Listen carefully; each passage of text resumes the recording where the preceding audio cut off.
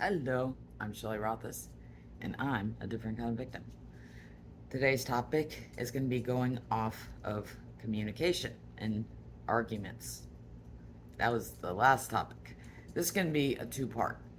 It's going to explain how that bullying incident and the negatives and positives within it as to what went wrong and what would have worked, and how that applies to the flaws within the mental health field and the situation with my three abusers.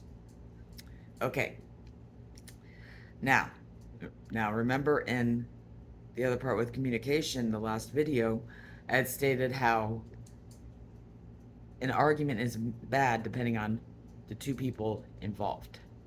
So, there can be an argument with more than one person. Now, that's where it gets tricky. Now, if that one person and out of all those other people, like I was in that bullying cult, I was the victim, remember? They're all by themselves. They have all those people underneath that cult leader going against them. That's right. So they're going to lose. That's period. Even if they're right, which they usually are, because that's who they're targeting. So we're going to discuss how people within that, underneath that ringleader, how they can act differently. And this also goes along with how to tell if somebody is abusive on a regular basis, meaning they have that in them. Okay, so this is where I'm going to discuss how I learned with Ken based on arguing of what I want and what I don't want and what I should expect and what I deserve. So, how did he teach me how to argue right? I'm going to use when we discussed things on video chat and we had this one argument. He's probably going to kill me, but it's still funny to me, even though it's the one argument that I'm always going to remember because it was that argument based on face to face as to what I'd want in all my arguments in real life, as to how I'd want them to be. Even certain things that didn't go right in that argument, there's always going to be something that's not so good in an argument, but it's the ending result and the things that are right that can make that argument make things better within a relationship that you have with anybody. So, what was happening with that argument? With that argument, it was based on not the recent bullying incident. That's where he went wrong. He didn't come to communicate with me. He just automatically went with that bullying clan. And the one before this recent one, he actually spoke to me alone to see what's going on. Did he believe what I was saying? I believe he did. But like I said, it was just easier to go along. Also, because there was more people against me. And it was also easier to just be that asshole. So, now the conversation. He would speak to me even when he was at work and stuff like that, so we had good, you know, fun conversations that were, interesting and like all that, like I had mentioned, as to why I enjoyed speaking to him. And he was also helping me out during that time against certain cult members or followers or onlookers. So at that time, it was near the point when Putilu was ready for his last plot of revenge. So at that time, there was many people that were private messaging Ken because it was already heated up. So that's why I was near the end of the plot, because Pooty Loop had already gotten it to the point where, he knew he could take that last dive to really just drop me, go boom, you know. So of course they go after the one person they know that that victim is closest to, which happened to be Ken at the time. And that's exactly what they did. So people started private messaging him, complaining about me, saying this, that, that, that. Now, guess what? More than 90% of these people I never even spoke to or haven't spoken to in years. But they came in and saying this, this, this, this, this, this.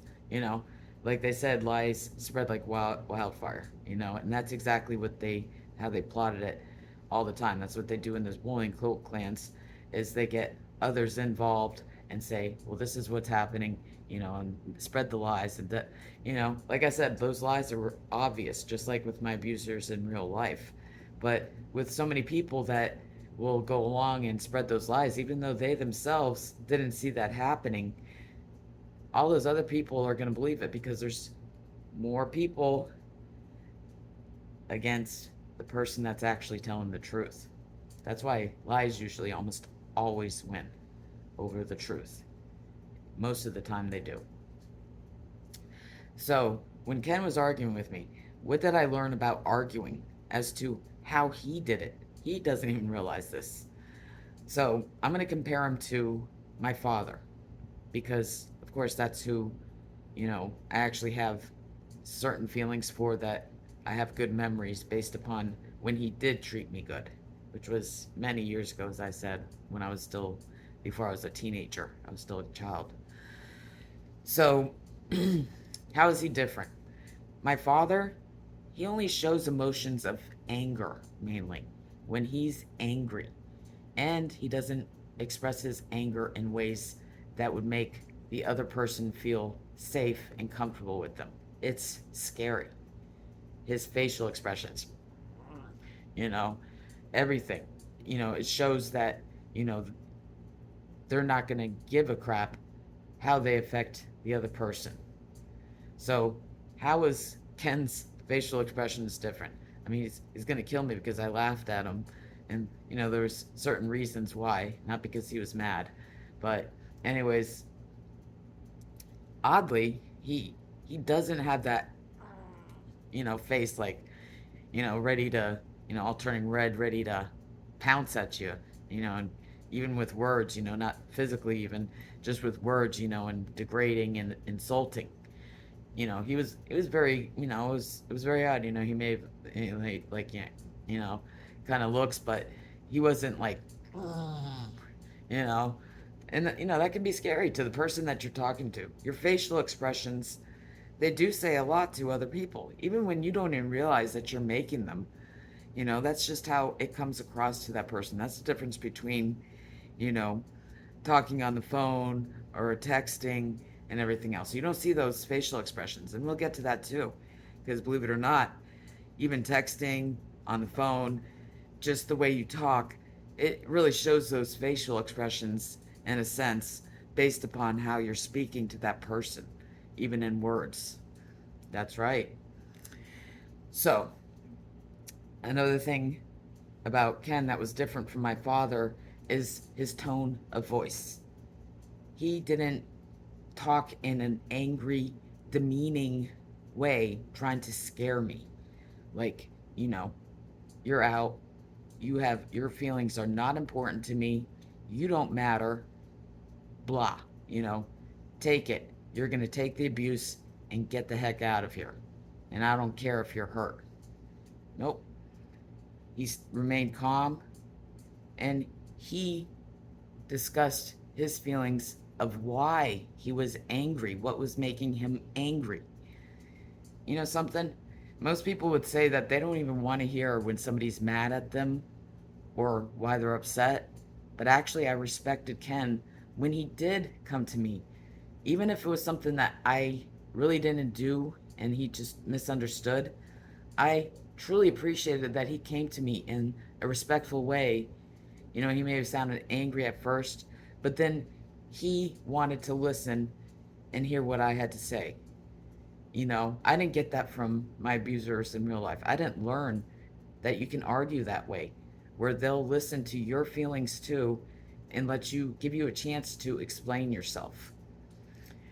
So that was one thing I learned about with arguing with Ken, is that he listened to me too. It wasn't just him on top of me, ready to degrade me, hurt me, insult me, and not give a damn about my feelings.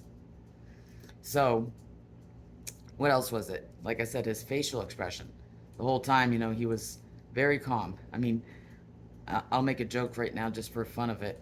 I actually think he could be an actor. It's like I wish he could teach me this. I mean, I always wondered how people do this. When he was mad at me, I mean, you could see his eyes going like in and out, like, going back and forth, like that, So it's like, I hope he can teach me that, because I'd really like to learn how to do it. Okay, I'll stop. Anyways, so what did I do? I mean, I'll say why one reason I started laughing is because he was getting these text messages and, he was going like this, going, repeating the sound of the phone, and it reminded me of an incident that happened in real life. His face like stretched out like both ways, this way and that way, and it reminded me of something funny. My dad always, did jokes like with farts and stuff like that. And one time my sister was visiting when she was about to leave. Here I am, I'm standing outside, right? And they're coming this way. There's my mom, my dad, and my sister. She was just about to step outside, my sister, and my dad let out a huge, loud fart. I'm standing over here. I get to watch the whole thing. And my sister, oh my goodness, she was like, she right away, right when she would go, oh my God, Dad! Oh! Like, oh! Her whole face stretched out like that. It was so funny. I mean, even to this day, that is so funny to me. So I started laughing. But I was also laughing at him because he was getting mad about something that was total BS because I knew all that stuff was lies. I didn't even know the people that were texting him and complaining about me and spreading the lies to him, saying that Shelley's this, she's da da da da. Who knows? But, he was still getting mad and also thinking that I was against him and that I was using him, or who knows what he was thinking. But I knew it was all bullshit. So I was actually really scared also at the time, extremely scared, and I kind of laughed, because it was just a response because I was also scared and knowing that I was going to lose that friendship that I had with him because I enjoyed talking to him. So it was really hard to express myself because I had so many emotions going on at the time. His faces that he was making that were funny, and I was also extremely nervous and scared as to how things were going to turn out. So anyways, he saw me laughing and he didn't really like that too much. He thought I was laughing that he was, mad and having those bad feelings, which is not true. I actually blamed myself for him having those feelings, which I realized that it's really not my fault. I did ask him for help, so I felt guilty, because I guess I got him involved. But as you see, I really shouldn't have felt guilty because even in this most recent incident, I didn't even ask him for help or get him involved. They got him involved themselves. Like I said, they go after who that victim is close to.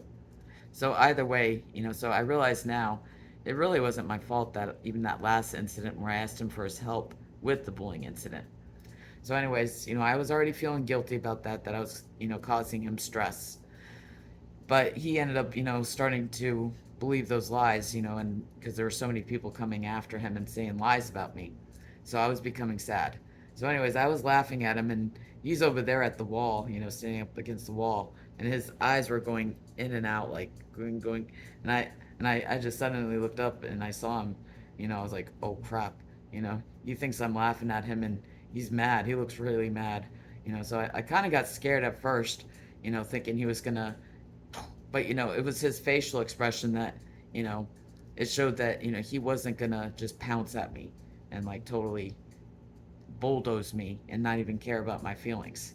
So I was like, okay, that was odd because with my abusers and other people I've argued with, it was already they had that facial expression and they would start and already going at it.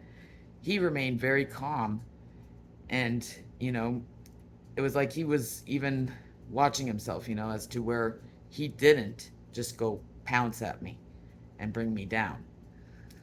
So, you know, I was like, okay, so I knew I had to stop laughing, so I tried hard to stop laughing, and you know, and then he explained to me, he's like, he knew he was upset. He even told me, and that he just needed to cool it, and think about it, So he let me know that. I mean, at the time, I was extremely sad, and that's why kind of looked at him like, I knew that was the last time that I'd have a good conversation with him is because of that. So I was really, sad. So I was like, you know, oh well, that's why I looked like that, because I already knew it was over and that things would just go, you know. So, but still, at least that was the last time, he really had a good conversation as to, even though it was an argument, he still taught me in that argument of based on his facial expressions, how he spoke to me. He didn't raise his voice like my dad does. He didn't, rah, rah, and you this and you're that and da, da, da, you know, and degrade me in demeaning ways. So when did that change? Immediately after, because he ended up getting Decetress Michaela involved because she ended up spreading lies to him, and they both attacked me in a chat group. So that's where I say that more than one person can cause a problem, especially when there's two against one, and the person that's actually being honest and truthful and is really the victim of the situation will end up being the bad person out of the whole situation. That's exactly what happened. And that's when he started being degrading to me because he was going off of what all the lies were being said about me. And he was even saying certain things that they said that were very hurtful, almost like he was scolding me for causing the problem. Even though I never even caused the problem to start off with, it was the bullying cult clan. He was still blaming me. See? Blaming the victim. It's their fault that this incident happened, even though it's really not their fault at all. So I was very hurt, and that's when I just knew that, that relationship would not go up at all. I knew that it just went down, a lot more like under, friendship level, just like, you know. So I already knew that, and I was really sad about that. And I just, at that point, I was like, I just wanted to end any relationship with anybody that was close to, or close friends within that cult clan, or in it, I mean, I was still at the point where I would still keep people that weren't in the cult clan and didn't really associate that much, but still associated with them. So at that point, I was still going to keep those people as friends. So, anyways, what ended up happening is that, you know, Ken ended up coming to me in PM. And this is the part where the abuser wants to give that impression that they're a good, loyal friend. So it was after William had attacked me in Ken and Two Faced Carla's group. He had to do his last plot to bring me down completely. And this was, where Ken was on the phone with me, and that's where William had bring up Ken's name and saying, Ken's, the only one that would, defend your mental ass or whatever he put, as you've seen, you know, and Ken came to me in PM after that saying that William wants to work things out with me. Yeah, that's another topic, is when people enable an abuser to continue the cycle. That's exactly what that is. Actually, Snot Oil did that to me, and not the recent or the one before it, but another one before that. And that's before she realized that I was being abused and bullied. And when she was going along and encouraging and enabling that abuser's abuse on me, because she would send me messages when I had Putty Loop William blocked to threaten me and even try to get to me. That's exactly what Ken did, and not, just the recent, but also the one before. He had come to me to, give me messages from William, even though I had him blocked, and then, saying, sure, how about you come in the group, and, these are the people that will be in the group, and they're all the clan members, you know, that were going to be in that group, so there's witnesses. Yeah, witnesses that are all against me, that are going to support the abuse, knowing, it's actually wrong. But even then, they believe it's, true, because, they want to believe it's true because it's fun to abuse people. So that's exactly what happened there. And I right away I knew that. I actually knew that even with Snotland told her when she wanted me to do that. I was like, yeah, so they can humiliate me, and here I am all by myself and have all these people supporting this abuse on me with the head cult leader. Yeah, I don't freaking think so. Same with my abusers in real life. That's That's another where I'll be getting to the flaw with that in the mental health field. The clowns of the imbeciles are us, college. So, anyways, I was like, fine. I just wanted the situation to end. And I knew that was the ending of that abuse cycle, was that conversation with Pootie Lou William. And throughout that entire conversation, when I did join the group, because I only allowed John Paul and Ken in it. And throughout the whole thing, William lied, saying he didn't have a hate group. And they were there watching it. That's right. They were there watching him lie that entire time. Not either one of Ken nor John Paul said, "You're lying. There was a hate group," because they're going to back up that abuser. I already knew before I went in. Even Ken told me before we went in, when I brought that up, saying he's going to lie and he's going to badger me. He said, well, you could just, leave the group. Because he doesn't want to be that bigger person, if he sees that, I'm being abused, he's not going to step up. I mean, that goes to, you know, about, women saying that, with in a relationship with a man, that say the Grim Reaper comes and tries to, kill them. You know, they say, they had this survey that the woman would say, here, take him, her partner, the male partner, and kill him, not me. Oh, they didn't take that survey well, because they should have put Ken in there, because that's basically him. He'd be like, take her, not me. That's exactly where it would be, the opposite. And yeah, because he didn't want to be the bigger person even then, you know. So he would be the one in that Grim Reaper situation where he'd be like, yeah, take her, kill her. That's exactly right. So of course, that didn't work out. I already knew it. So, I knew it wouldn't from the start. And that's when I was going to unfriend, all these people that were anywhere close. I even unfriended John Paul. The only person I didn't unfriend, that was actually Ken. I figured maybe if I just stayed friends with him and nobody else really knew about it and it could be secretive, maybe things would work out. But again, I thought things were over, and I started, refriending certain people for other reasons, not regarding the group, which was like Carla. And that was a huge mistake, because even though the group had nothing to do with our relationship at the time, in the end, she still used me as a plot to start another attack. And that's how the recent incident happened. See, that's how bad cult clans are. Even if you haven't been involved or anything like that, they'll find a way to, use you as an attack method, just because it's fun to attack people. So, arguing. What did I learn from Ken? My feelings are important. That person, even when they're arguing with you, should respect your feelings.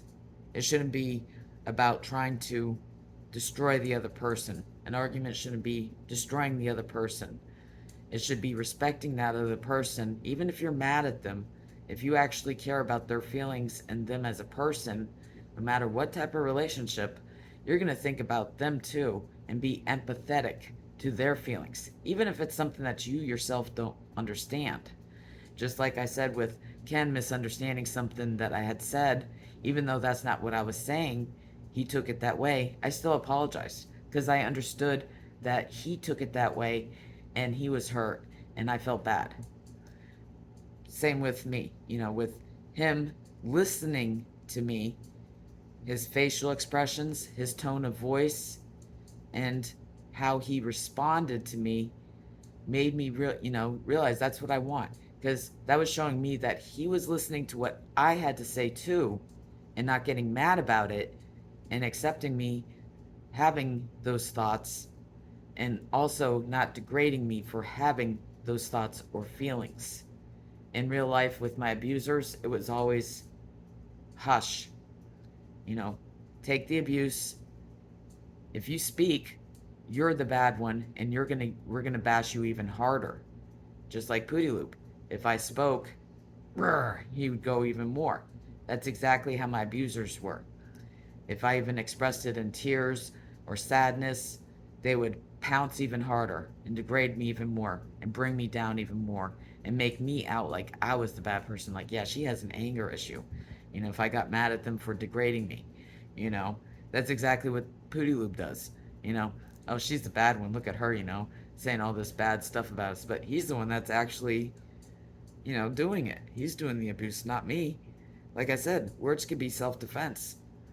And that's exactly what I did with him. Big difference. I'm not the one causing the problem. Just like somebody punching back if somebody attacks them. And that's exactly what I mean with Poodaloo. If he came here and tried to hit me first, like I said, I'm not afraid of men. You're darn right.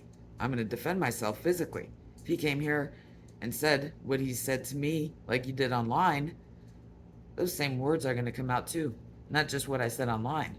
I'll tell that effer off in a heartbeat. So, again, as you can see, that arguments can be good depending on how both people in that argument argue, and also depending on others that are involved in that argument.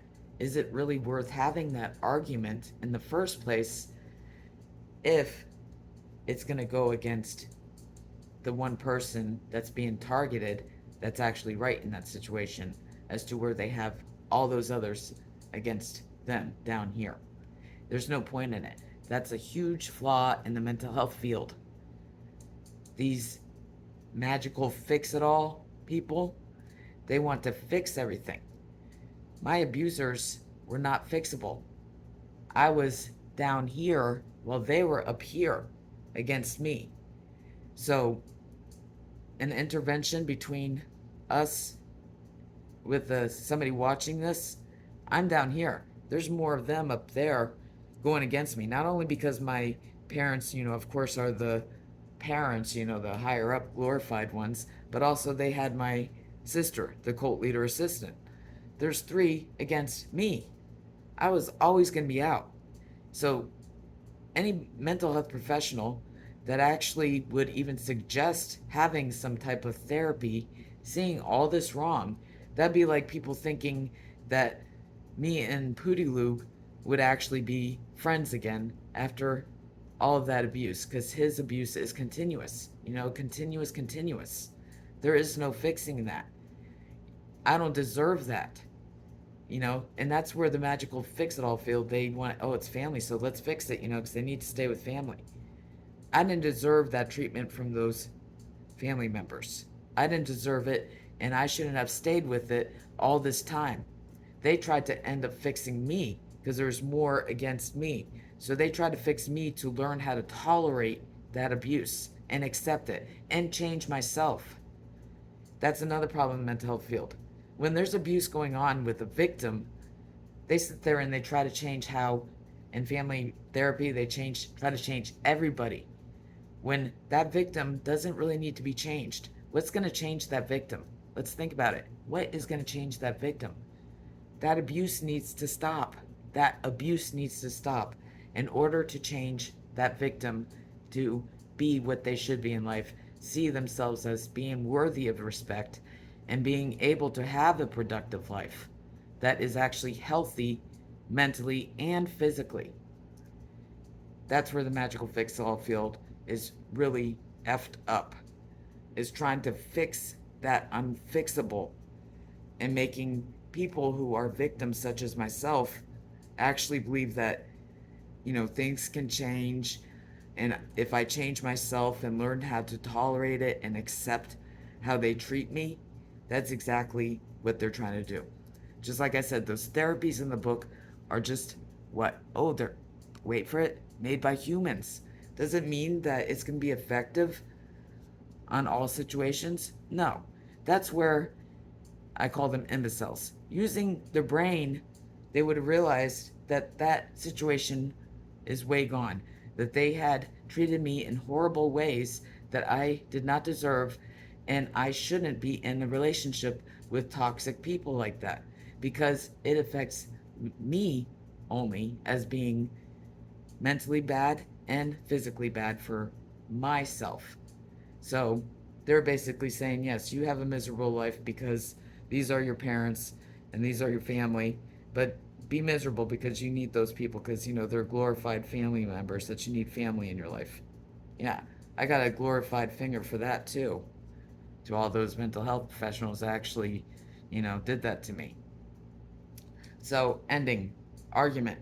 Yes, it all depends on who you're arguing with, how they respond to you. Both people respond to each other, as in being empathetic and understanding one another, and also how within, abuse, as to, there being more than one person, as to whether it would be actually worth having that argument and how it affects the victim, and whether it's a good one or, it's going to make things worse.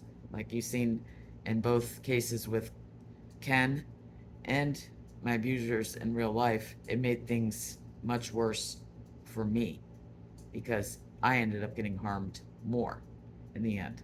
And it wasn't worth it to even have those arguments. Would have been worth it to have it if Ken was smart enough and actually cared about my feelings in the recent incident, if he had come to me and actually realized that these were lies and things could have been worked out between me and him. Yes, but also he didn't do that with the bullying incident before this recent one. So things never did change because he still was basically kind of glued to that cult clan. He may have slowed down a little bit and things were getting a little bit better, but that was only for a very short time after that incident ended. Not the recent, but the one before. So I already knew things were gone with him. So communication, being effective, and arguing depending on who is involved, and if that cycle of abuse continues based upon those people having those conversations and communication and arguments together. So, and the flaws in the mental health field. Boom. Ooh, that's right. Huge flaws in the mental health field. So, there'll be another part to this and part two based on communication and how it affects the abuse and whatnot. I'm Shelley Rothus, and I'm a different kind of victim. See you next time.